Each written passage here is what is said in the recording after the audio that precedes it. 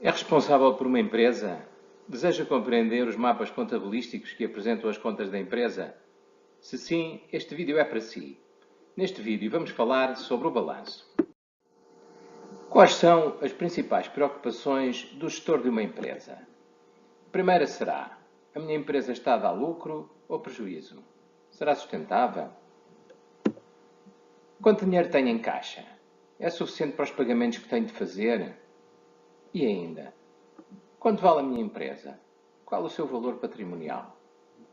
Qual a sua solidez financeira? A contabilidade da empresa permite responder a estas questões. Vamos ver como. Neste vídeo, vamos responder à questão: quanto vale a minha empresa? Qual o seu valor patrimonial? O valor de uma empresa depende do seu valor patrimonial atual e da expectativa de lucros futuros. Portanto, depende de ambas estas variáveis. O valor patrimonial é dado por um mapa contabilístico que tem o nome de balanço. O que é e para que serve o balanço? O balanço serve para avaliar o valor patrimonial e a solidez financeira da empresa num dado momento.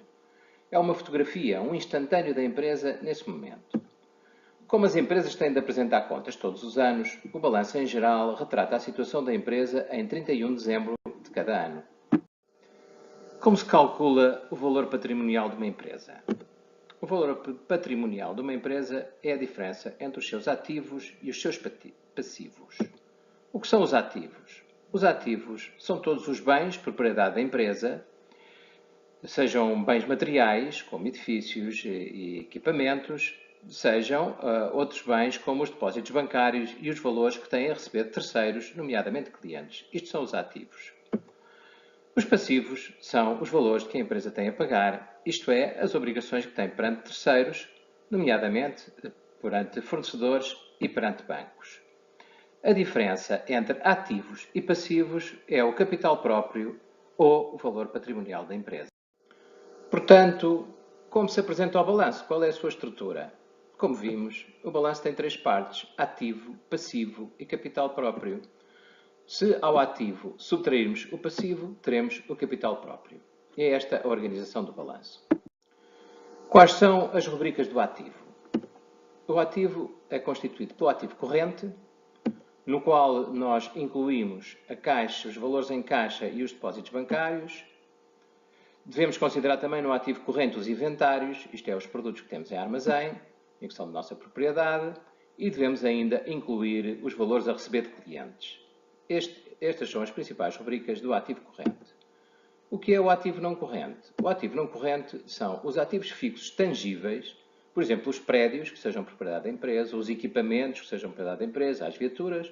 Estes são os ativos fixos tangíveis, porque são materiais. E depois temos os ativos intangíveis, que não correspondem a um produto físico, têm também valor, como, por exemplo, pode ser a propriedade industrial, o goodwill e outras variáveis. Portanto, é esta a composição do ativo. E quais são as rubricas do passivo? Também aqui vamos ter um passivo corrente e um passivo não corrente.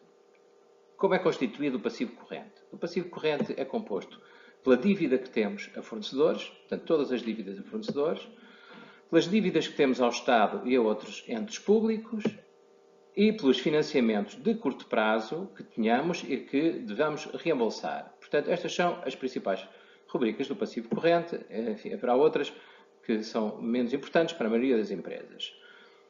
O que é o passivo não corrente? O passivo não corrente são os financiamentos obtidos de médio e longo prazo, portanto, aqueles que tenham que ser reembolsados num período superior a um ano, e as provisões, que são as reservas que temos para fazer face a riscos patrimoniais futuros. Vamos falar mais sobre isto um pouco mais adiante.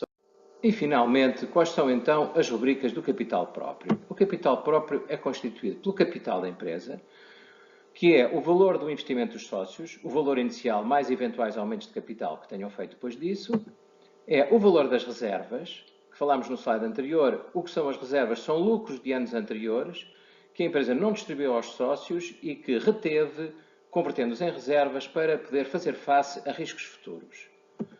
Temos os resultados transitados, são também resultados ou lucros de anos anteriores que não foram distribuídos aos sócios, ou acionistas, mas que é possível que ela venha a distribuir em exercícios futuros, se assim o entender, resultados transitados e, finalmente, os resultados do exercício, que é, muito simplesmente, os resultados do exercício atual, apurados na demonstração de resultados, de que falamos no outro vídeo desta série, e que, no fundo, são os lucros ou prejuízos que a empresa teve neste ano.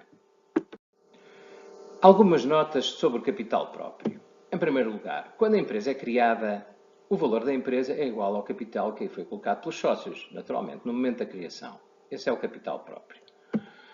Este capital próprio pode ir aumentando ao longo do tempo, se os resultados anuais da empresa forem positivos e se esses resultados não forem distribuídos aos sócios, ou seja, se ficarem na empresa os resultados, seja sob a forma de reservas ou sob a forma de resultados transitados, e o capital próprio pode ir diminuindo se os resultados anuais da empresa forem negativos. Quando o capital próprio da empresa diminui de tal maneira que se torna negativo, a empresa encontra-se em falência técnica e isto significa que os prejuízos acumulados ao longo dos anos consumiram todo o capital da empresa. Existe uma ligação entre o balanço e outros dois importantes mapas contabilísticos, a demonstração de resultados e o mapa de fluxo de caixa. Que ligação é essa? O mapa de fluxo de caixa que nós apresentamos no outro vídeo desta série é um mapa que apresenta todos os recebimentos e todos os pagamentos da empresa. Nesse mapa subtraem-se aos recebimentos os pagamentos e esse valor que é adicionado ao saldo com que a empresa, em caixa e bancos, com que a empresa inicia o ano, vai-nos dar o saldo em caixa e bancos com que a empresa termina o ano. Portanto, saldo inicial, mais recebimentos, menos pagamentos, vai dar o saldo final. Esses fluxos de caixa são organizados em três grandes categorias. Os fluxos de caixa operacionais traduzem a atividade do negócio. Os fluxos de caixa de investimento traduzem as atividades de investimento da empresa. E os fluxos de caixa de financiamento traduzem as atividades de financiamento, nomeadamente relações com bancos.